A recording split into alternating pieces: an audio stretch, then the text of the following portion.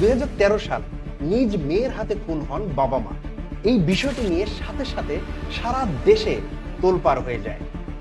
মাদকাসক্ত ঐশী কেন তার বাবা মাকে খুন করলো, এর পেছনের রহস্যটা আসলে কি?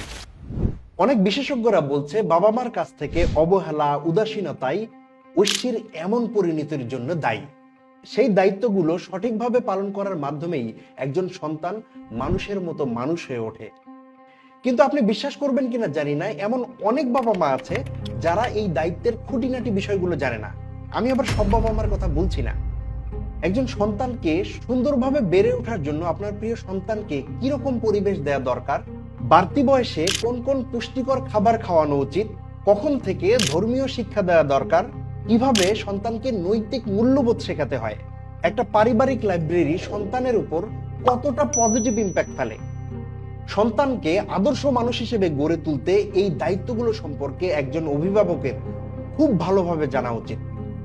বই পড়া সবসময় আমার পছন্দের একটা কাজ। রিসেন্টলি আমি এম মিরাজেইসের শ্রেষ্ঠ উপহার এই বইটি পড়েছি, যেখানে বাবা মার দায়িত্বগুলো খুব চমৎকার ভাবে উপস্থাপন করা হয়েছে।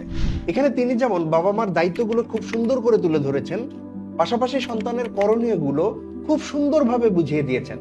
শিশুরা যেহেতু বাবা মাকে অনুসরণ করে, তাই শিশুকে সবসময় পড়তে না বলে আপনি নিজেও পড়ুন, তাহলে সন্তানের মাঝেও পড়ার আগ্রহ জন্মাবে। বইটিতে এমন আরো অনেক কৌশল খুব সুন্দরভাবে উপস্থাপন করা হয়েছে।